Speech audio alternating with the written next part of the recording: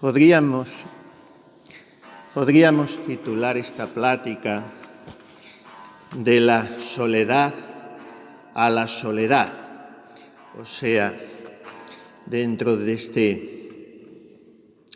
este tema un poco amplio que vamos tratando de desgranar para meditar en él y para retomarlo en nuestra vida, el tema de la soledad de corazón, el desarrimo, desapropio, todas esas cosas de que habla el Santo Padre, pues hoy vamos a ver cómo él lo plantea desde una que podríamos llamar soledad humana a una soledad divina, de la soledad ascética a la soledad mística, de la soledad mía a la suya, mía porque la trabajo, porque la procuro, porque la sufro, podríamos decir, y sufro hasta conseguirla, y suya porque me la regala como un don, como el lugar inexcusable del encuentro con Él. Hemos leído muchas veces, nos gusta mucho, como nos gustan todas, esa canción del cántico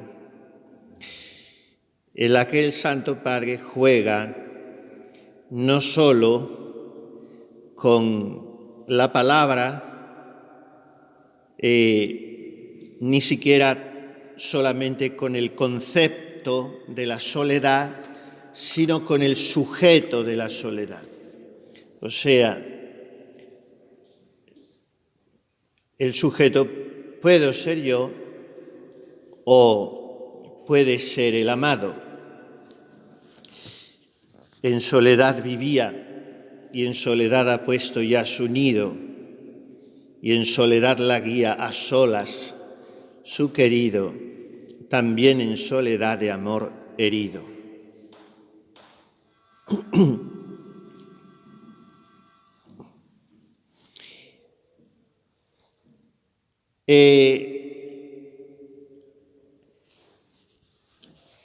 Se trata de un camino, un proceso que no puede eximirse de fatigas y trabajos para llegar a un quieto y sabroso asiento del alma en el amado, ajena y libre de todas las cosas y molestia de ellas.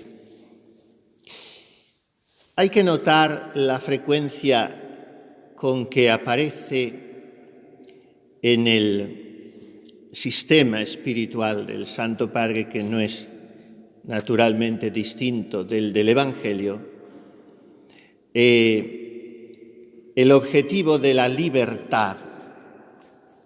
La libertad.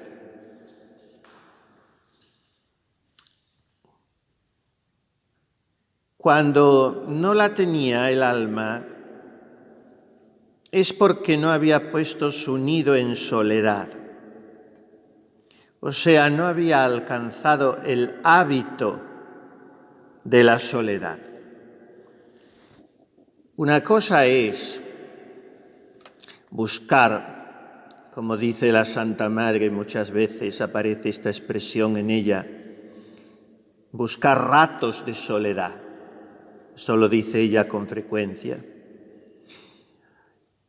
Y esto puede también tener el peligro de que lo canonicemos y pensemos que es por un afán de interioridad, un espíritu de oración, y en realidad sea por un escapismo o un narcisismo espiritual o una huida de los demás o autosuficiencia, en fin.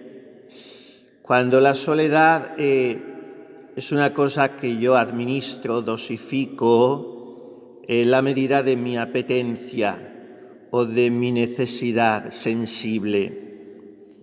Pero claro, esos son actos. Eso no es tener el hábito de la soledad. Tener el hábito de la soledad es tener ya el alma viviendo en la gloriosa libertad de los hijos de Dios.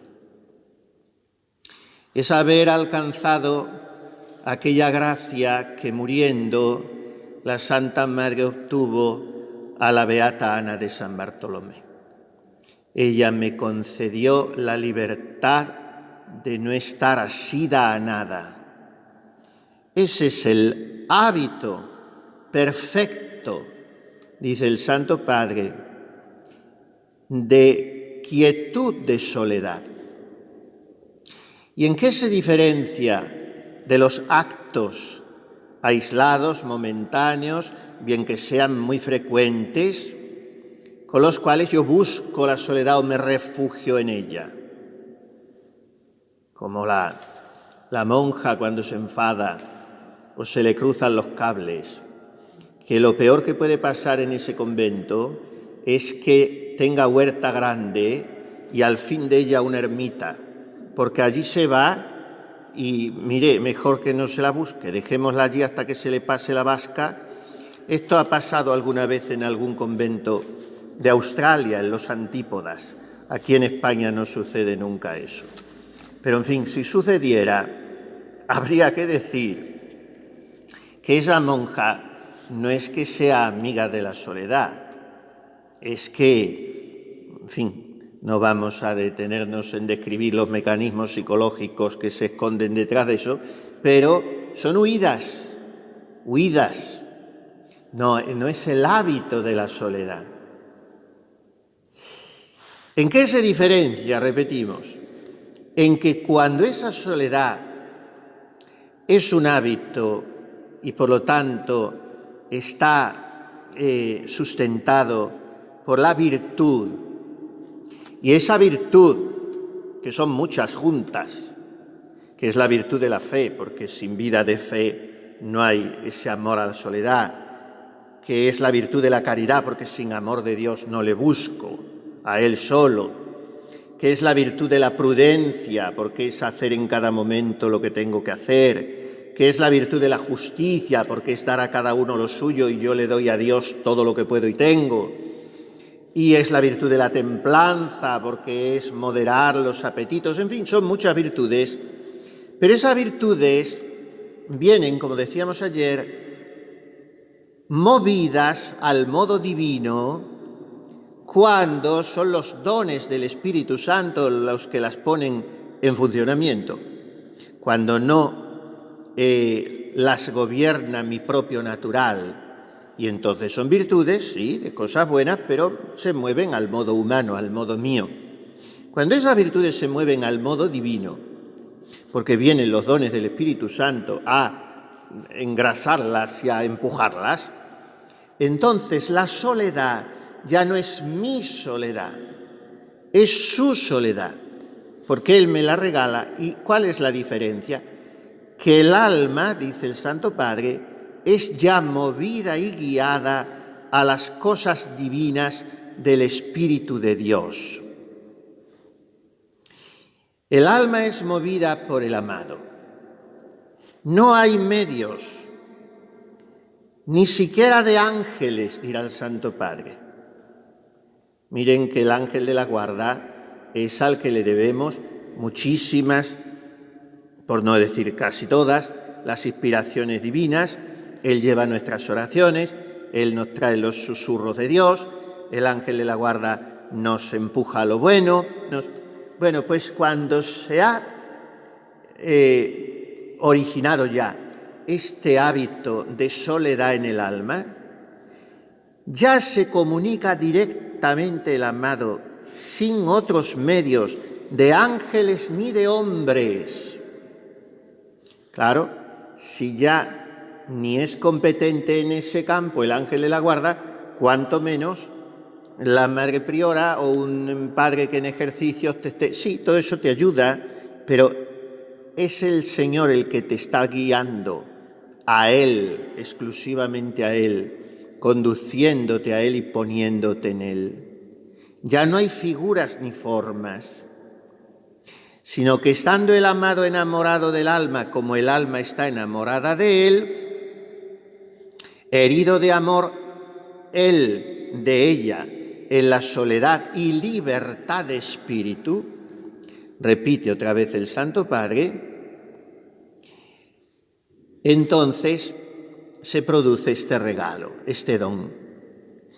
Y se pasa, como decíamos al principio, de la soledad, podríamos así si lo escribiéramos, de la soledad con minúsculas a la soledad con mayúsculas. Porque la tortolica estaba sin saber dónde posar, como cuando salió del arca y Noé la echó a volar a ver cómo estaba de agua la cosa y se tuvo que volver porque no tenía dónde posarse. Pues a veces está todo en nuestra vida tan inundado por mi yo que no hay una rama fuerte, firme, donde posarse. Y entonces la tortolica se encuentra en una soledad, pero en una soledad molesta, en una soledad árida, en una soledad desconcertante, en una soledad desnortada, desencarnada. ¿Por qué? Porque es soledad sin el amado. Y entonces es una suerte de soledad existencial. No hay sentido de nada.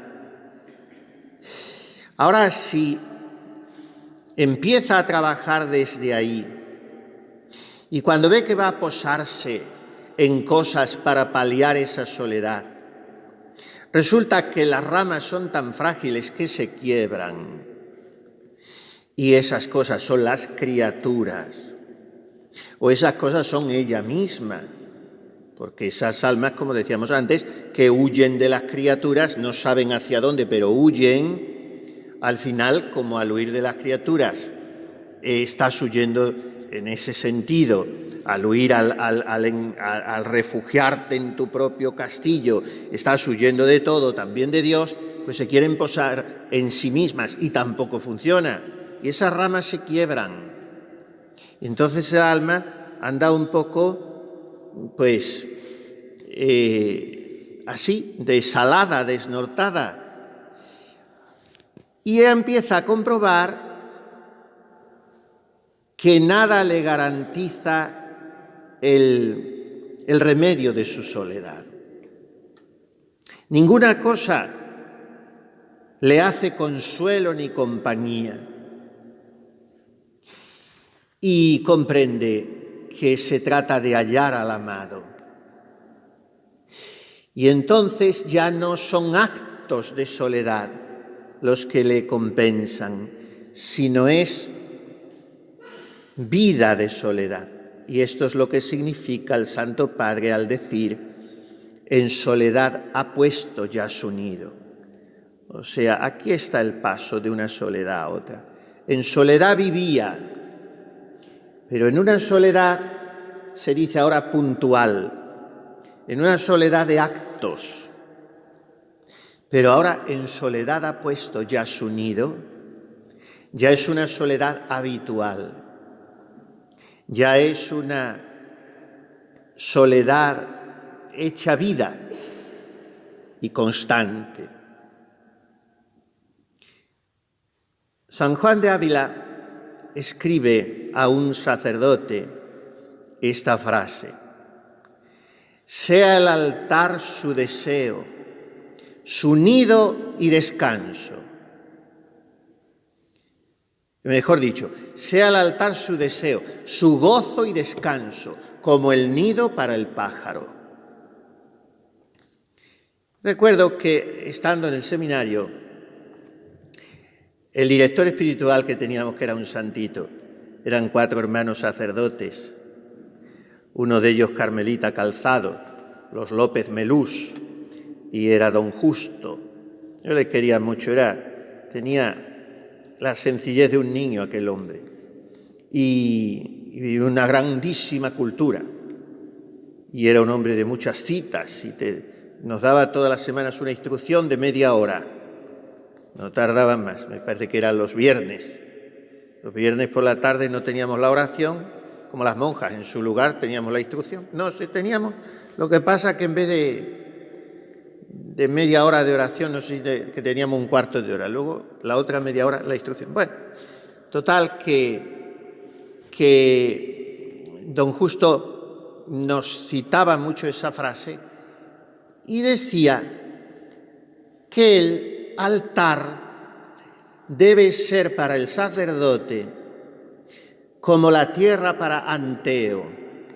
Anteo es un personaje mitológico del que se cuenta que si alguna parte de su cuerpo dejaba de estar en contacto físico con la tierra, moría. O sea que yo estoy sentado en este sillón frailero que produce un dolor de corvas infinito porque se queda a la mitad de... Para las mujeres que son más chicas va bien, pero esto es un sillón muy solemne, muy todo, pero luego no te puedes retranquear, porque esto era así, la gente chica entonces, pues están hechos para esa medida. Bueno, pues estoy en este sillón y luego encima son muy altos. Si fuera más chico, los pies me colgarían. Y bueno, pues si fuera Anteo, tendría que estar incorporado de manera que los pies no dejaran de tocar la tierra, o las rodillas, o lo que sea. Una parte de tu cuerpo tiene que tocar la tierra. Si no, mueres. Y eso nos decía él. El sacerdote, aunque haya terminado su misa, siempre en contacto con el altar. Su pensamiento, sus suspiros, sus anhelos, su apostolado, sus trabajos, su descanso, sus estudios, siempre en función de la misa, del altar. Sea el altar su deseo, su gozo y descanso, como el nido para el pájaro, dice San Juan de Ávila. Bueno, pues para una esposa de Jesús, su nido es el corazón del amado. Por lo tanto, cualquier otro nido está de más. Es improcedente, es inútil y además en tantas ocasiones es ridículo. Cuando se ve a la monja revoloteando a ver en qué afecto me poso. No, en soledad vivía, eso era antes. Cuando vivía en sus soledades, en sus ilusiones, pensaba ella que por tener ese ratito de celda, ese ratito de silencio, ratito. Pero ahora ya en soledad ha puesto ya su nido. Y la tortolica ha encontrado reposo. Oh, quien me diera alas para volar y posarme. Habitaría lejos, emigraría y me quedaría en el desierto, decimos en el Salmo. Qué dulce bienestar, decía aquella canción, era un poquito cursi, pero yo la prefiero a las de hoy. Aquel motetito de comunión. Las palomitas vuelan, vuelan al palomar, las almas que suspiran vuelan a vuestro altar. Oh, si me dieran alas para poder volar y estar bajo las vuestras, qué dulce bienestar. Pues eso es poner su nido en el amado. Antes procuraba hacerse perfecta. Ahora ve que le han regalado la perfección de la soledad y que encuentra que todo ya para ella es refrigerio y descanso. La enfermedad, la salud, la juventud, la vejez, el velo blanco, el velo negro, la recreación, la celda, el priorato, la última sardina de la banasta. Todo está bien. Todo está bien, porque ya ha puesto su nido. No, sí que lo peor ahora es que la última sardina de la banasta muchas veces son las prioras. Eso ahora es un problema, ¿eh?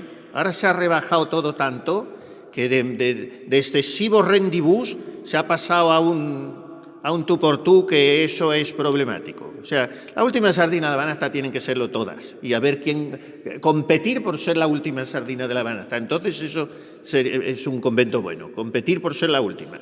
Y como dice Santa Teresita a Celina en una carta: Celina, ven, vamos a cogernos de la mano y vamos corriendo las dos en busca del último lugar. Pero bueno, ¿sabes lo que te digo? Que no te des tanta prisa, porque cuando lleguemos va a estar vacío. Le dice, no lo quiere nadie, el último lugar, nada más que los santos. Dice la Madre Maravillas en una carta: ¿qué tendrá el rincón? Con todos los santos así hace el Señor.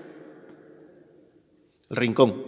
Bueno, pues quiere decir el rincón o el pináculo del templo. Joven, vieja, catarro, buena, de lo que sea. Pues su nido. O sea que el nido no es algo eventual, no es algo contingente, no es algo ocasional, esporádico, sino que es algo fijo. En soledad ha puesto ya su nido, que significa descanso y reposo y refrigerio. Y es como si dijera, explica el Santo Padre, en esa soledad en que antes vivía, ejercitándose en ella con trabajo y angustia, porque no estaba perfecta, en ella ha puesto su descanso ya y refrigerio, por haberla ya adquirido perfectamente en Dios. De donde, hablando espiritualmente, David dice: et enim passer invenit sibi domum, et urtur nidum ubi reponat pullos suos. ¿Qué quiere decir? De verdad que el pájaro halló para sí su casa, y la tórtola nido donde criar sus pollicos. Esto es, asiento en Dios, donde satisfacer sus apetitos y potencias.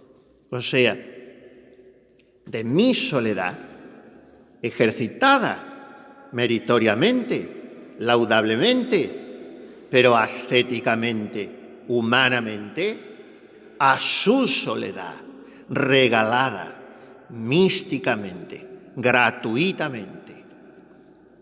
Y entonces viene el nido, el reposo, porque en esa soledad el alma lo tiene todo en Dios. ¿Y por qué es descanso y reposo esa soledad?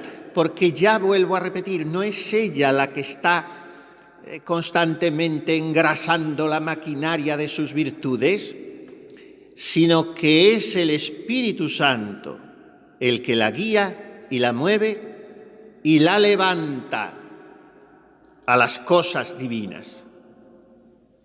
Miren, los pajaritos, estamos siempre con el pajarito, pero ya dije que había sido el leitmotiv, se dice ahora, el punto de inspiración de los ejercicios, aquel pajarito que entró en un convento en una cajita de zapatos. Bueno, pues los pajaritos, cuando se ven por los campos, no digamos nada ya si es un ave de presa, pues no vuelan más que cuando levantan el vuelo, claro, entonces el esfuerzo del alma tiene que estar. Pero una vez que el alma ya ha hecho el esfuerzo y el Señor lo ve, Él ya la lleva, o sea, le proporciona una ráfaga de viento, una corriente de aire, y el ave no tiene más que situarse en ella y ya la lleva. Y ya no menea las alas, ni se fatiga, ya es el aire el que la lleva. Pues aquí es el Espíritu Santo el que la levanta a las cosas divinas. ¿De qué manera? Dios, cuando ha puesto ya al alma en la soledad, compadeciéndose de lo mucho que ella había trabajado por adquirirla, y entonces ha pasado de ser, repito, con términos un poco teológicos, por apropiación, ha pasado de ser una soledad adquirida a ser una soledad infusa, pues entonces Dios es el que lo va haciendo todo en ella. ¿Y cómo la levanta? Levanta su entendimiento a las inteligencias divinas. Y es muy interesante lo que dice aquí el Santo Padre, porque ya está solo y desnudo de otras contrarias y peregrinas inteligencias.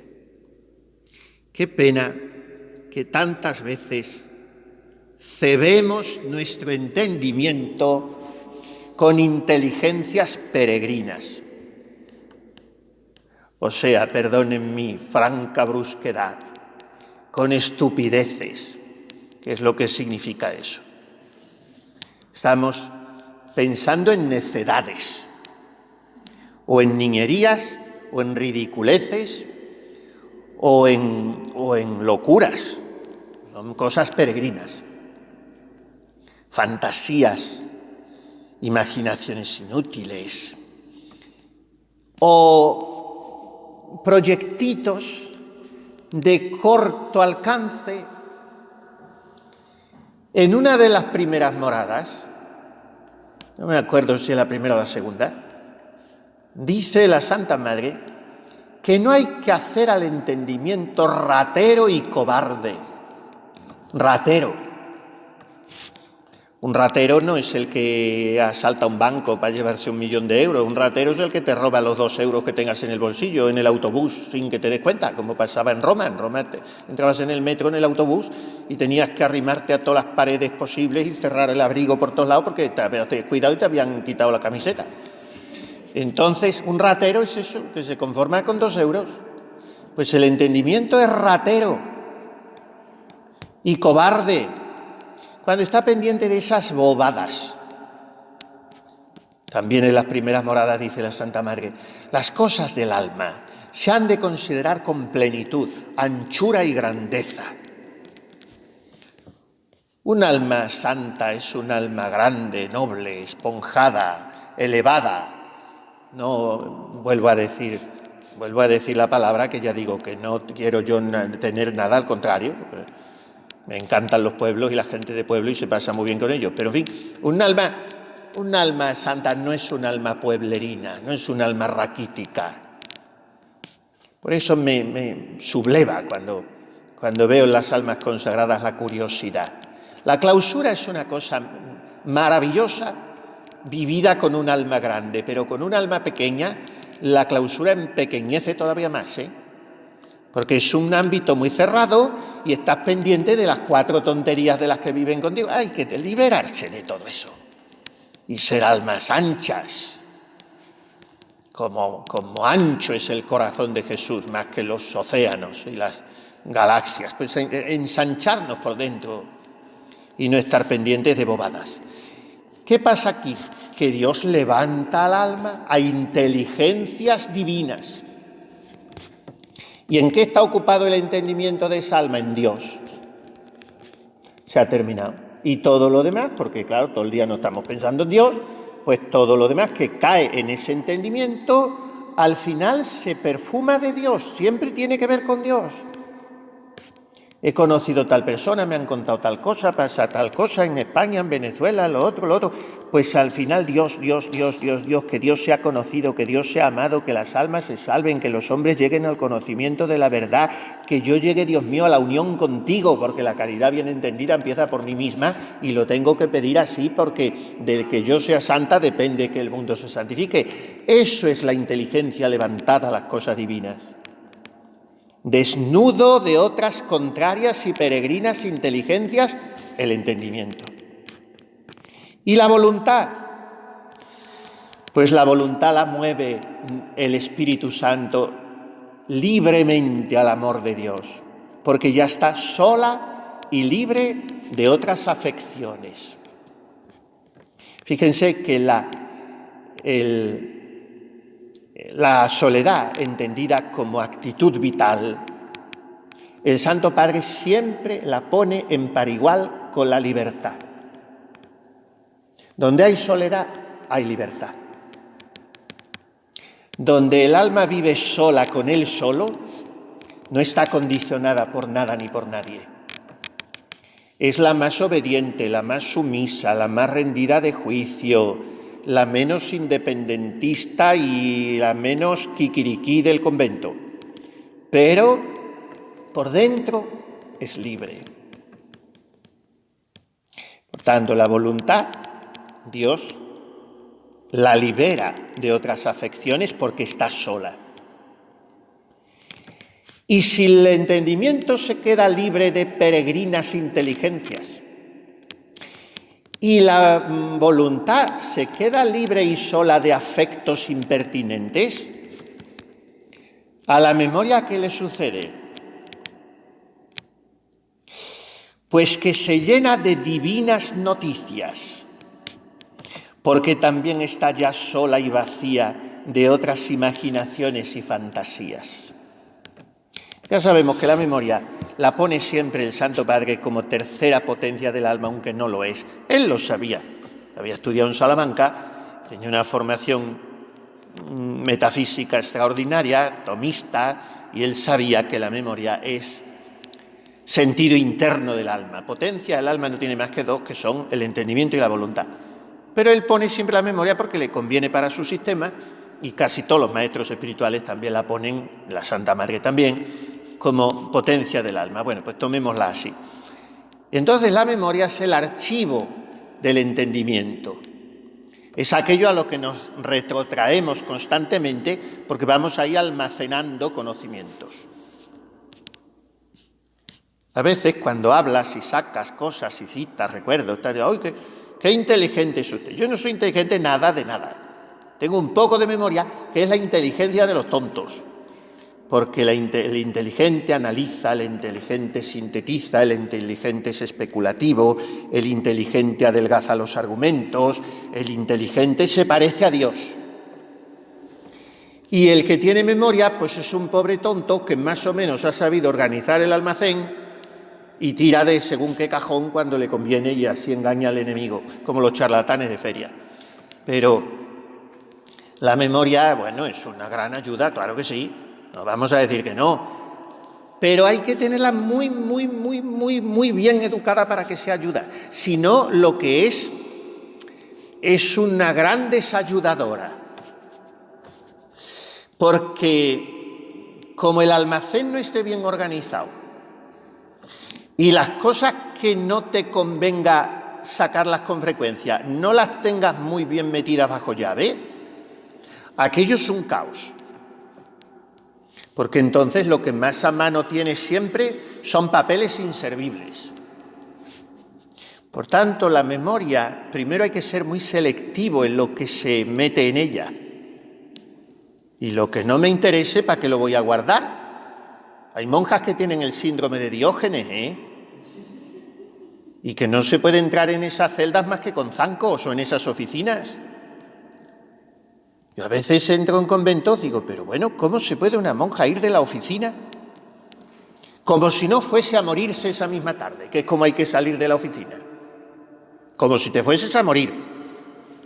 Y la siguiente oficial a que la priora le encomiende ese oficio, que se encuentre en la oficina como si entrara nueva. Ahora, dejarlo todo, el desorden es fatal, porque el desorden no manifiesta a Dios. Dios es el orden absoluto. La limpieza total, la simplicidad absoluta, la pureza total. Y donde está Dios hay limpieza y hay orden. No se asusten, yo comprendo que son cosas fuertes, pero no tengan esas reacciones orgánicas tan manifiestas. Por lo menos pónganse el pañuelo, que yo no oiga un estornudo tan protestativo de lo que estoy diciendo. Bueno, pues hay limpieza y hay orden donde está Dios. Y pobreza y antigüedad, como decía Sor Ángela de la Cruz, tiene 3 notas para su instituto, de las Hermanas de la Cruz. Me encanta. 3 notas les dejó ella. Una vez les di yo una plática, allí en Sevilla, estaban 100 y pico, y casi tocando los zapatos míos, las novicias, allí arracimadas en el santo suelo, sentadas en unas esteras que ponen. Y una de ellas sacó, para sonarse como ahora, el pobre estornudo, pues en fin, eso pasa hasta en las mejores familias. Y tenía una cara de pan maquilero de esas novicias que venden salud, una cara como una tortilla de patata. Y estornudó la criatura. Y sacó un pañuelo, y el pañuelo era de cuadros azules. Y yo no me pude resistir. Y hubo una carcajada tremenda, porque dije, aquí sentados en el santo suelo, en la estera, ya lo solo que faltaba, sacar el mantel de cuadros azules para que comamos la tortilla de patata. Y bueno, pues yo les di en la plática, apliqué a Jesús sacramentado y me dijo una que había sido muchísimos años maestra de novicia y ahora está de portera cogiendo el teléfono. Pues los institutos santos son así. La que ha estado un mes arriba, al día siguiente puede estar en cualquier... Eso de que un cargo ya en la vida religiosa sea como el ejército, que no se puede dejar el escalafón, eso es una bobada. Bueno, pues... Y me dijo esa mujer, nunca he oído los años que llevo, nunca había oído, porque le apliqué a Jesús sacramentado las 3 notas del instituto. Y las 3 notas que puso Sor Ángela son, como dicen ellas, pobreza, limpieza y antigüedad. Y cuando hay esas 3 notas en una congregación, en una orden, en un convento, va la cosa bien. Pobreza, limpieza y antigüedad. Bueno, pues, donde está Dios, hay limpieza, hay orden, hay organización. Y en el alma que está Dios, hombre, estamos siempre sujetos a nuestros desequilibrios porque lo traemos de fábrica por la concupiscencia. Y un plomillazo dado todos tenemos. Eso ya por sabido se calla. Bueno, hay algunos que no es un plomillazo, que tienen la fábrica de plomo en la cabeza. Pero en fin, se procura tener un orden interno que se proyecta en el externo. Se proyecta pues en todo, en la celda, en la oficina, en el coro, en el orden, en todo. Se proyecta en el horario, en un convento bien llevado, se proyecta el orden interno, como decían los clásicos. Serva ordinem et ordo servabit te. Guarda el orden y el orden te guardará a ti.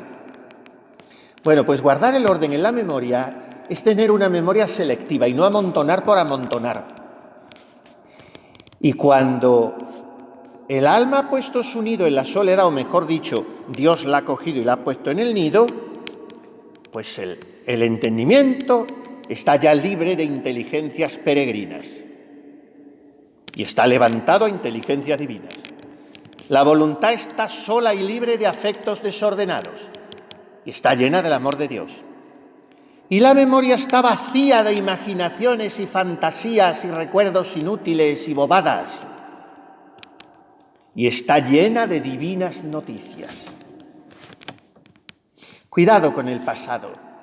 Al pasado no hay que volver nunca, solamente para agradecer a Dios sus misericordias infinitas y darle gracias. Pero además no hay que pasar página siempre. Pasar página. Se ha estado en sitios, se ha vivido etapas, se acabó. Ahora estoy aquí. Y tengo que florecer donde Dios me plantó. Y si he estado muchos años, he estado en muchas cosas que me han marcado, eso se acabó. Ni la infancia, ni las cosas que me pudieran suceder. Todo el Señor lo ha trazado así, por lo menos lo ha permitido, y todo es para bien. Y no hay que volver a ello. Nada más que para darle gracias por todo. Hay almas que viven atormentadas con su pasado. No tienen fe. O tienen muy poquita fe, muy poquita confianza en Dios. Pues el Señor te ha ido llevando. Cuando el alma desembaraza las potencias y las vacía de todo, dejándolas a solas, entonces se las emplea Dios en Él y la guía en esta soledad. En soledad la guía, a solas su querido. Como esta segunda parte de la canción ya no pertenece propiamente tanto al alma, sino al amado, a la soledad del amado, no me parece que es conveniente seguir y lo dejaremos para la siguiente meditación. Vamos a pedir ahora a la Santísima Virgen de la Soledad que pongamos en Dios nuestro nido. Sea el altar, sea el corazón de Jesús, su deseo, su gozo, su descanso, como el nido para el pájaro.